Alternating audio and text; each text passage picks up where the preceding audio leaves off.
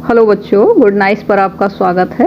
ठीक है, तो अगर आप न्यू है इस चैनल पे तो आप इस चैनल को सब्सक्राइब कर लीजिएगा और वीडियो को लाइक कर दीजिएगा। तो आज हम जो चैप्टर शुरू करने जा रहे हैं उस चैप्टर का नाम है एयर।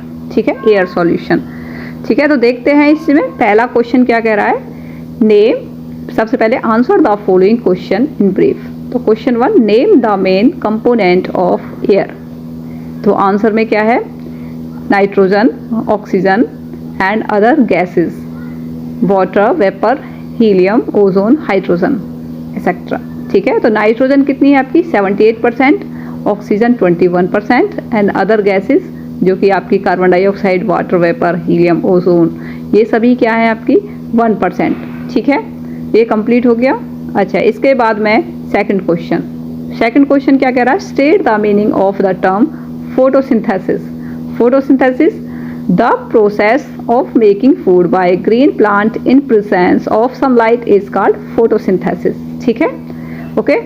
अच्छा, इसके बाद में क्वेश्चन थर्ड क्या कहता है, state two possible harmful effect of ultraviolet rays. ठीक है, आंसर क्या है इसका, two possible harmful effect of ultraviolet. अच्छा, इसका हम नीचे देखते हैं, तो टू पॉसिबल, इसका देख लेते हैं, case, skin and I disease in animal affect the growth of plant. ठीक है, सेकंड पॉइंट क्या, affect the growth of plant. Clear हो गया। उसके बाद नंबर फोर्थ क्वेश्चन क्या कह रहा है, define the term air pollutant. ठीक है, तो air pollutant, the impurities present in air are called air pollutant. Clear हो गया। क्वेश्चन फिफ्थ क्या कह रहा है, name any two of gases pollutant present in air. तो आंसर क्या है, कार्बन मोनोऑक्साइड एंड नाइट्रोजन। तो कार्बन मोनोऑक्साइड को किस तरीके से लिखते हैं हम, CO। ठीक है, कार्बन मोनोऑक्साइड क्या है आपकी, CO। क्लियर हो गया। आगे बढ़ते हैं, आगे क्या है, question number 6, list any 4 cases of air pollution. तो इसमें आंसर है two possible harmful effect. Sorry, ये अल्ट्रावायलेट पहला वाला क्वेश्चन है, ये नहीं है। ठीक है, आगे करते हैं इसको हम।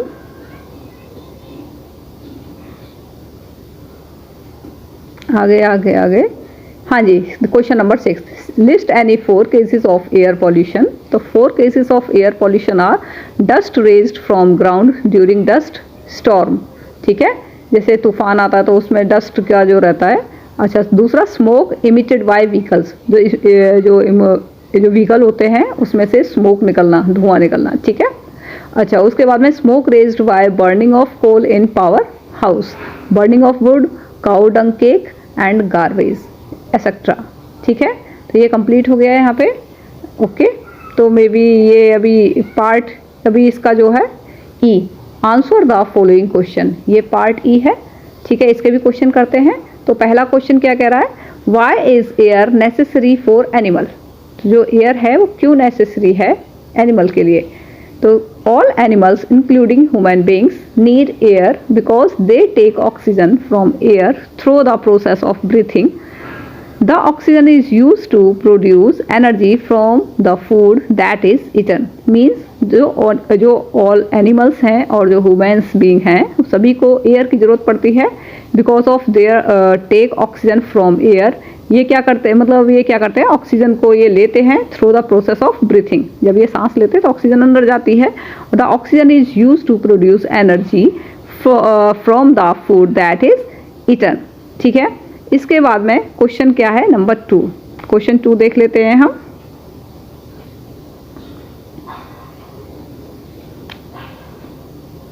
अच्छा, पहले इसको भी क्लियर कर देते हैं। The oxygen is use to produce, चलिए क्वेश्चन 2 को देख लेते हैं पहले हम।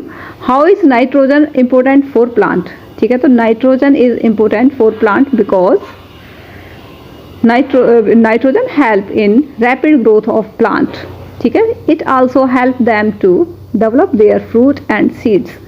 क्लियर। और जो नंबर 3 है, it also increase the size and quality of their leaves. तो ये क्या करती है, इंक्रीज करती है साइज और क्वालिटी ऑफ देयर लीव्स। ठीक है।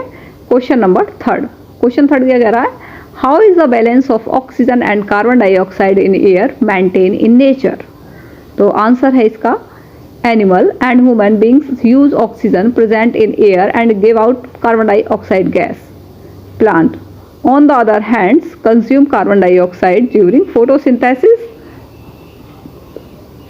and give out oxygen. In this way a balance of carbon dioxide and oxygen maintained in the air. Means animals और जो ह्यूमन बींग्स होते हैं वो क्या करते हैं, ऑक्सीजन यूज़ करते हैं जो कि आपकी ऑक्सीजन एयर में प्रेजेंट होती है, और क्या गिव आउट करते हैं वो कार्बन डाइऑक्साइड गैस, ठीक है, और उसे जो प्लांट होते हैं वो उसे ले लेते हैं, कंज्यूम कर लेते हैं, और वो कार्बन डाइऑक्साइड को कंज्यूम करके ऑक्सीजन को गिव आउट करते हैं। तो इस तरीके से ये क्या है, बैलेंस बना रहता है आपका, ठीक है। तो इसमें जैसे दे रखा है plant on the other hands consume carbon dioxide during photosynthesis and give out oxygen. In this way, balance of carbon dioxide and oxygen is maintained in the air, ठीक है। तो इस तरीके से मेंटेन रहती है। Question number 4, Why is acid rain harmful? Acid rain क्यों harmful होती है? आपको पता है कि जब पहले शुरू में जब बारिश होती है उसमें नहीं नहाना चाहिए क्योंकि वो काफ़ी हार्मफुल होती है, उसमें एसिड से मिली हुई होती है। जब रेन पड़ती है तो उसमें जो आपके एटमॉस्फेयर में जो एसिड्स होते हैं तो वो उसमें आ जाती है, ठीक है। तो it damage crop and reduce the fertility of soil, ठीक है। It can also damage monument made up of marble, जैसे कि आपका ताजमहल हो गया, ठीक है, और भी बहुत सारे मोन्यूमेंट होते हैं, ठीक है। अच्छा, why should we feel worried about global warming? हमें क्यों मतलब वो चिंता करनी चाहिए ग्लोबल वार्मिंग की? ग्लोबल वार्मिंग जिसमें CO2 की मात्रा बढ़ जाती है, मीन्स कार्बन डाइऑक्साइड की, ठीक है। तो क्यों करनी चाहिए हमें? तो इसमें क्या है, we should feel worried about global warming because this can result in increase in the melting of polar ice cap, ठीक है, which can cause wide spread damage and destruction, ठीक है, जिसका ये काफ़ी ज़्यादा इसका नुकसान हो सकता है, काफ़ी डिस्ट्रक्शन हो सकता है। अगर मान लो इसका ग्लोबल वार्मिंग ज़्यादा बढ़ जाती है तो इससे काफ़ी melting of polar ice cap, मतलब जो वहाँ पे जो बहुत ज़्यादा जो बर्फ़ है, जो ग्लेशियर वगैरह हैं, ये सभी पिघल जाएंगे इससे, और इससे क्या है कि समुद्र का लेवल बढ़ जाएगा, ठीक है। तो उससे काफ़ी डिस्ट्रक्शन होने की बहुत ज़्यादा संभावनाएँ बढ़ जाती हैं। संभावनाएँ क्या मतलब हो ही जाता है डिस्ट्रक्शन, ठीक है। अच्छा, इसके बाद में और इसमें क्या है, क्वेश्चन 6, इसके बाद में है suggest some way of reducing air. अभी क्वेश्चन 6 देख लेते हैं हम। क्वेश्चन 6 क्या कह रहा है? क्वेश्चन 6 है suggest some way of reducing air pollution. तो some ways to reduce air pollution are follow. तो सबसे क्या है इसमें, we should plant more and more trees, ठीक है, हमें ज़्यादा से ज़्यादा पेड़ लगाने चाहिए, ठीक है। उसके बाद में क्या है, लेजर यूज़ ऑफ व्हीकल्स, कम से कम क्या है हमें यूज़ करना चाहिए व्हीकल्स का, रेगुलर चेकअप ऑफ व्हीकल्स, ठीक है, use of cleaner fuels, clear. और जो लास्ट का है dumping the garbage in a pit, clear. तो ये सारे पॉइंट्स हैं, ठीक है। अच्छा, अगर we should plant more and more, हाँ ये तो पहला पॉइंट था, ठीक है। तो ये इसमें ये सारे पॉइंट्स दिए गए हैं। अच्छा, question 7, how does planting of tree help in making air cleaner? कि जो आपके जो प्लांट हैं, मीन्स जो ट्रीज हैं, वो कैसे आपकी एयर को क्लीन करते हैं, ठीक है, किस तरीके से वो हेल्प करते हैं, ठीक है। तो planting of tree help in making air cleaner because plant use carbon dioxide gas present in the air for producing their food using photosynthesis, ठीक है। तो इसमें क्या करते हैं, पेड़ क्या करते हैं कि कार्बन डाइऑक्साइड को ले लेते हैं जो कि आपकी एयर में मौजूद होती है, और उससे वो अपना खाना बनाते हैं, प्रकाश, जिसे हम फोटोसिंथेसिस कहते हैं, ठीक है। ओके, तो इसको हम हिंदी में बोल सकते हैं प्रकाश संश्लेषण की क्रिया, ठीक है। वो जब सन आपका रहता है तो उसकी उपस्थिति में ये बनाते हैं ये, ठीक है। क्लियर हो गया ये? अच्छा, इसके बाद में क्वेश्चंस में भी अभी और भी रह गए, कंप्लीट हो गए ये, देख लेते हैं क्वेश्चंस वगैरह भी कंप्लीट हो गए। तो आप इस चैनल को सब्सक्राइब कर दीजिएगा